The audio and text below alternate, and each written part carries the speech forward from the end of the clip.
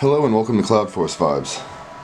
So today we're going to have a look at one of my favorite plants that I have in my collection. Today we're going to take a look at this Nepenthes right here. This is a Nepenthes Miranda. I got this from Home Depot a little over 2 years ago, and I'll go ahead and throw up a pic of what it looked like when I got it, because I can't even begin to express, this is not even the same plant.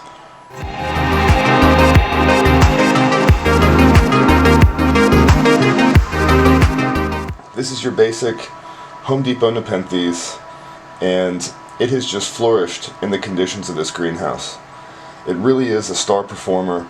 It's got its largest vine here is about 4 feet tall, and it's starting to produce intermediate pitchers. I believe once we get another foot or two taller and I have to sit this thing on the ground finally, it's going to start producing some upper pitchers for us, and they're going to go ahead and change shape again. So the plant itself has multiple basal shoots in addition to its main vine right here, and its largest of which, let me see if I can spin this thing around, is just starting to produce lower pitchers of a very substantial size.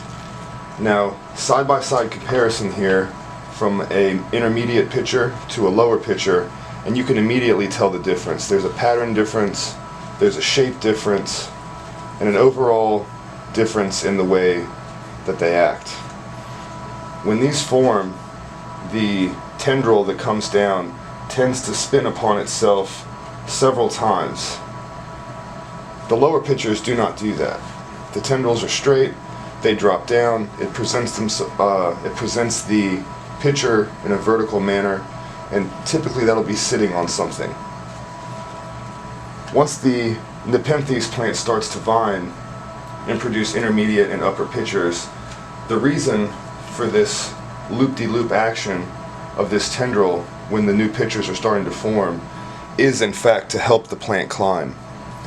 These plants are only limited by a few factors really in the wild, and that's, do they have a host plant or something they can grow up? Do they have something they can sprawl out across? In the wild you'll see these frequently on the ground, just spreading out like a vine, kind of like English ivy, but a weird mutant form clearly. So interestingly enough, these are some of the easiest plants to take care of. They do like high humidity. I will say that. I grew this on my windowsill at first, and it grew okay. It didn't stop growing or anything like that, but it would not produce pitchers in the humidity of my home. Once I moved it into this room, I kind of had a little plant room set up. I can throw a picture up of that as well.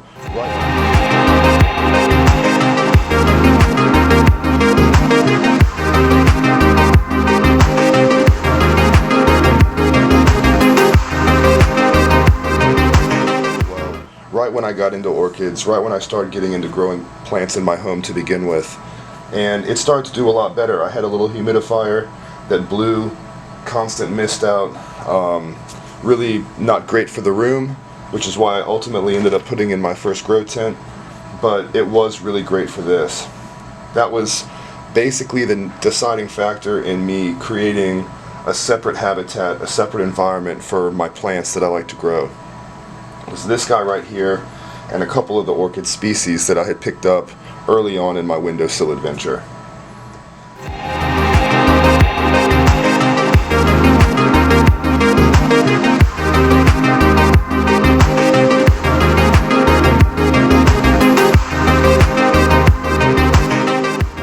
Care for this plant is incredibly simple. It does like bright light.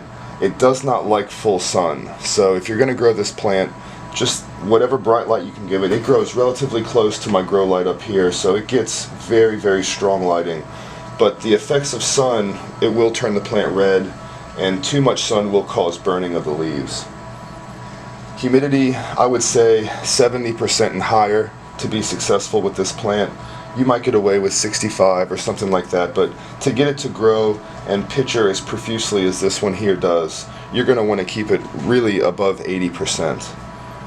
Temperatures for Nepenthes, at least this one, This is more of an intermediate species. It does thrive more in the winter. It really doesn't care for temperatures above 80 degrees.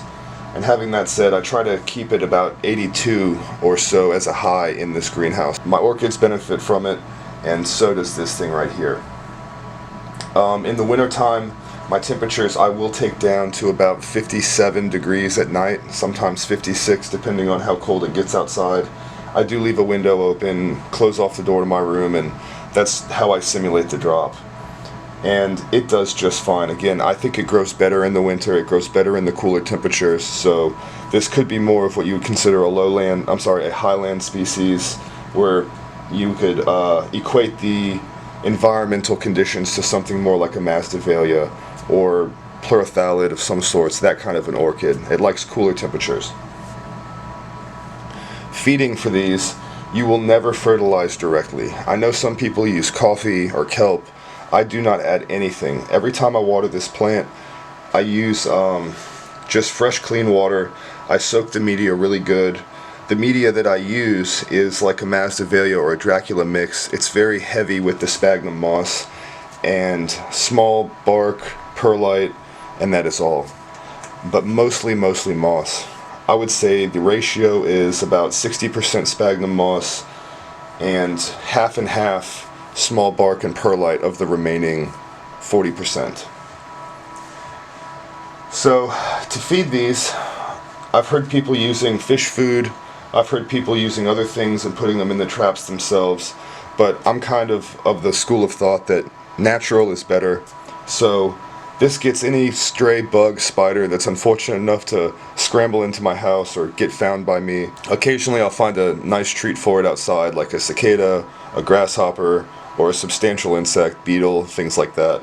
And when I do, it just goes right into the traps.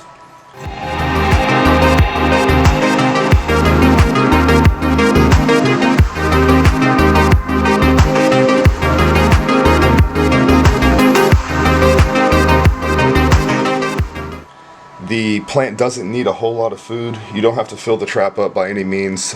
As a matter of fact, if you start to put a big meal in or larger sized meals in, it will actually decrease the lifespan of the pitchers themselves.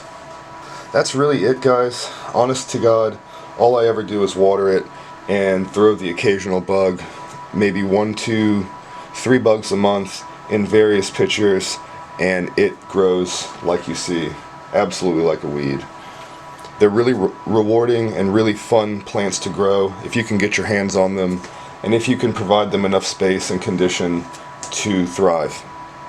I will say, if you don't have the space, there are smaller species that you can find, but the price of species Nepenthes is through the roof sometimes. So if you're looking for a cheap investment, you can always, once they get really unruly, you can hack them down, you can reroot the vine into a smaller pot and kind of start the plant over, and or discard it and rely on the basal shoots that pop up at the base to then regenerate your plant and kind of cycle it, and it'll keep growing up to whatever size that you're able to care for and maintain in your environment. So having that said, that's really it. That is my Nepenthes care tips.